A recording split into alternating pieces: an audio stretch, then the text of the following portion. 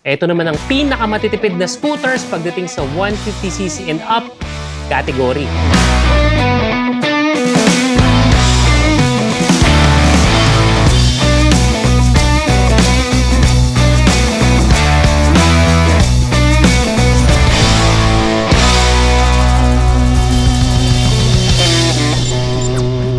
Pero bago natin ituloy itong video na to, napansin namin na marami pa rin sa inyo hindi nakasubscribe o nakafollow sa mga channels and page ng Motor ni Juan. Malaking bagay inyong mga like, comment, and share para siguraduhin na mas maraming nakakapanood at mas maraming nararating ang video na to para naman makatulong sa atin. Tuloy pa rin ang pagtaas ng gasolina mga brother at sana matapos na, but kung baga sa mga nangyayari ngayon ay we don't see it ending anytime soon. Kaya naman marami naman sa atin nag-shift into riding motorcycles. Merong mga mas matitipid pagdating sa gasolina katulad ng mga 110, 125cc scooter, but pagdating kasi sa 150cc scooter and up, ito na yung papormahan na yan, pabonggahan, paastigan ng features. At the same time, ito yung medyo premium na yung dating. It's not in the big bike category, pero meron na siyang konting yabang dahil sa kanyang forma. Pero kung dati ay hindi pinapansin ang konsumo sa gas, dahil sa nangyayari sa atin ngayon sa bansa natin at sa mundo, a lot of us are now considering really the fuel efficiency. Kaya naman sa video na to, pag-uusapan natin alin sa mga top 150, 160cc scooters category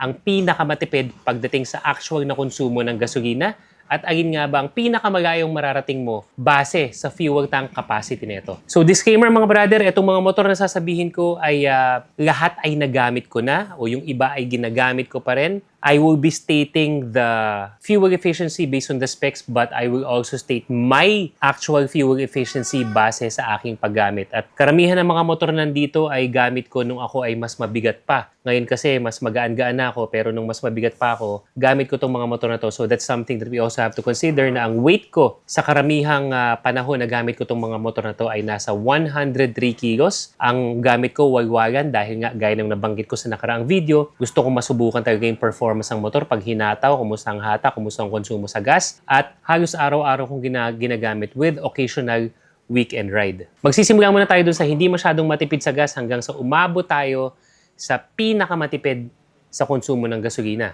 First on the list is the Kymco Dink 150R. Ito yung meron ng Dink ng mga nakaraang panahon tapos ibinalik ni Kymco ngayon kumbaga legacy motorcycle pero with updated features.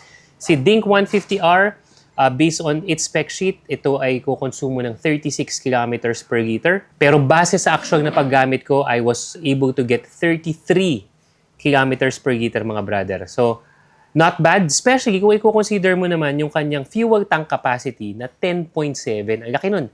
10.7 fuel tank capacity. So, isang full tank mo nito, aabot ka ng 353 kilometers. Ganun na kalayo ang pwede mong mabiyahe. Ang next on the list is actually another version of the Dink, which is the Dink 150S. Ito naman yung sportier version. Si Dink R kasi more on pang urban adventure.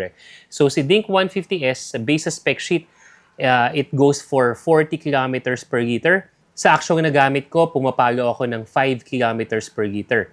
Ang fuel tank capacity niyan ay nasa 7 liters. So sa isang full tank mo, abot ka ng mga 245 kilometers bago ka pa magpagas ulit. Next to natin is maaaring sinasabing pinaka-sikat pagdating sa 150, 160cc category. Actually, magkasunod to. So una is the NMAX TechMax. TechMax na pag-uusapan natin na hindi yung mga version 2, version 1. NMAX TechMax. So nakadikit naman sa kanya si Aerox SP, yung top of the line version din naman ni Aerox. Pinagdikit na natin to dahil pagdating sa konsumo sa gas, halos parehas lang talaga tong dalawang to.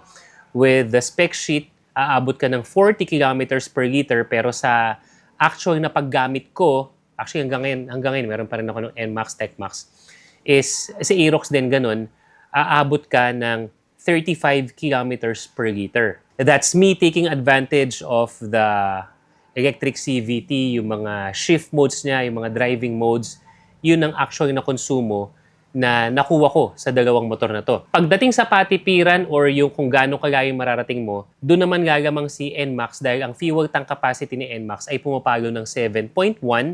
Ibig sabihin ng isang full tank ni NMAX ay pwede kang umabot ng 249 kilometers. Alam ko isa yan sa mga in-improve kasi dati parang mga 6, yung mga version 1 ba? O mga naunang version to nasa 6 liters lang yata fuel tank yan.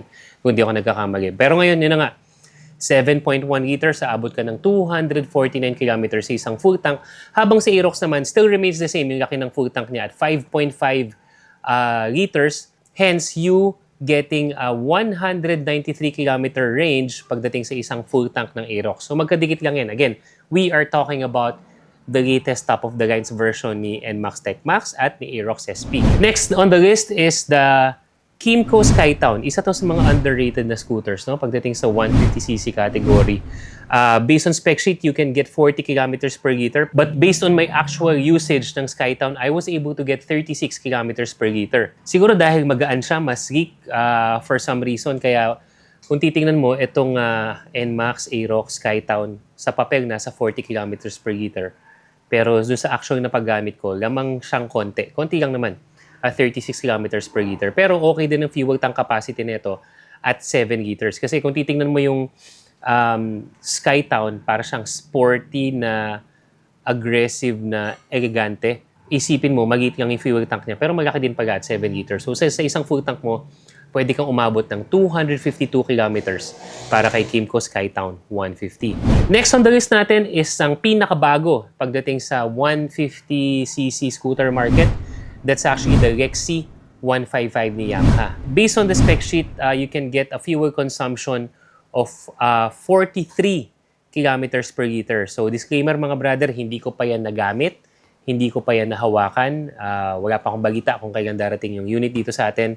But based on the vlogs and blogs sa ibang bansa na kung saan na-release na yung Rexy some years back, even recently, nakakakuha daw sila, again, this is not my actual usage mga ibang kapatid natin na Asiano, ay nakakakuha ng 38 kilometers per liter dyan kay Yamaha Rexy 155.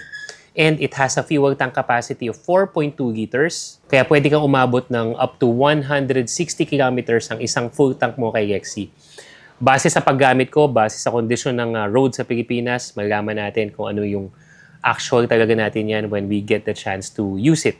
But for the meantime, we will just stick to what is stated in the spec sheet at saka kung ano yung paggamit ng mga brother natin na nasa ibang Asian countries base sa kanilang paggamit ng Rexy 155. Parang ito lang yata ang hindi ko nagamit sa mga motor na binabanggit natin ngayon. Ito lang dahil nga kakarating pa lang yan sa Pilipinas. Next on the list is the Bristol ADX version 2. Yes, merong version 1, 2 valve. Ito version 2, 4 valve na. This is under Bristol mga brother. Ang spec sheet fuel consumption niyan is nasa 43 kilometers per liter. Pero surprisingly, sa laki niya, sa bulto niya, sa lakas niya, I was able to get 40 kilometers per liter base sa actual na gas consumption natin. At ang malupit pa nito, ang kanyang gas tank, ang kanyang fuel tank capacity ay 11 liters. So isang full tank mo, ano yan? Palo ko ng mga 440 kilometers. Napakalayo nun. Kumbaga, adventure type motorcycle na matipid, mabrusko. Mukha siyang mabigat pero hindi. But at the same time, isa to sa mga pinakamatipid sa gas pagdating dito sa 150cc and up category. Ano rin to, isa to sa mga surprises when I was taking down my notes and the data kasi feeling ko talaga, si ADX, ano to nung ginamit ko to, medyo parang mabrusko, mabigat, ganyan. Pero hindi, matipid siya sa gasolina, especially for the power that it brings. And actually tied for the top 2 natin is dalawang motor na to, pero just the same fuel efficiency numbers. Yan na nga, si PCX 160 at saka si ADV 160. Parehas na parehas yung kanyang fuel spec sheet at 45 kilometers per liter. Yung actual ko dyan sa mga yan, pumapalo ako ng mga 42 kilometers per liter. Pagdating naman sa tank capacity, ang nakalagay sa spec sheet, actually si ADV 8.1, si PCX 8, but let's just assume na nasa 8 liters talaga yung fuel tank capacity ng dalawang motor na yan. Hence, you can get about 340 kilometers worth of mileage sa isang full tank ng PCX 160 o kaya naman ng ADV 160. So far, what we have seen as trend is si Honda, consistent siya, no? Kaya sa pagdating sa pagtipid sa gas kahit na medyo yung makina niya malakas. Isa yan sa mga signature ni Honda. Ang next on the list natin, nasa top 2 na tayo mga brother. Hindi ko alam kung nagbibilang kayo. Pero this is still Honda. The Honda Click 160. Sa spec sheet, it gives out around 46 kilometers per liter. Actually, yung iba nga nakita ko 46.7, 46.5. Pero let's just peg it at 46 kilometers per liter base sa paggamit ko. Ito rin ang motor ng ating media team na si Kuya GJ. Pumapalo ka Kuya GJ sa mga 43 kilometers per liter. So, tayo sila actually ng fuel efficiency ng number 1 on the list natin. Pero, mas maliit kasi yung tangke ni Click 160 at 5.5 liters. Parang kasing sukat lang ni Aerox, no? Pero mas matipid siya sa gas. So, sa isang full tank ni Click 160, pwede kang pumalo ng mileage mo ng 237 kilometers bago ka maubusan ng gas. Pero ito, ang number 1 na pinakamatipid pagdating sa 150cc up na scooter category, you did not see this coming. This is actually the Bristol QJ ATR 160. Ang spec sheet fuel consumption nito is parehas ni ADV at saka ni PCX. It claims to get an average of 45 kilometers per liter. Pero yung actual na paggamit ko nito is actually at 43 kilometers per liter. Tapid, no? Again, para tong ADX 160 ng Bristol, parang mabulto na mabigat. Kasi pati yung mugs niya, di ba? Yung spoke wheels, yung daming mga features. Mukha siyang mabigat, hence mukha siyang makonsumo sa gas. Pero ito pa pala ang may pinakamatipid na fuel efficiency sa category na to. Tapos samahan mo pa ng 8-liter fuel tank capacity. So sa isang full tank mo, papalo ka ng 344 kilometers bago ka pa maubusan ng gasolina. Yung ATR 160, I was trying to figure out bakit ganun siya katipid. Ang lakas niya, ang bigat niya. Parang ganun yung dating. Mukha siyang mabigat rather. So the ATR 160, hindi masyadong na-vlog kahit na mga ibang nag-feature na sa ATR 160. It's actually assisted by hybrid engine. So merong electrical component ito na kung saan kapag nag-throttle ka, meron siyang electrical assist, kaya mas responsive siya, but at the same time, hindi siya ganun kumukonsumo sa gas. Yung parang may delay, so hindi pa umaandar ng few milliseconds yung motor mo, may nagkokonsumo ka na ng gas.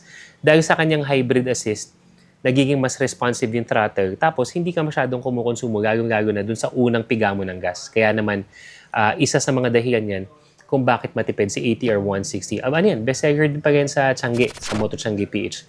Check nyo na lang mga brother. Yung lahat ng mga motor na yan, check out nyo na lang sa Moto Changi PH. Maaari kayo makakuha ng brand new. Yung iba naman, you can get yung mga repossessed, mga quality pa na murang mga motor kay Moto Changi PH. So yun yung mga feature na motor natin mga brother pagdating sa patipiran sa gas sa 150cc and up category. Meron pa ba tayong mga motor na hindi na isama sa listahan na to?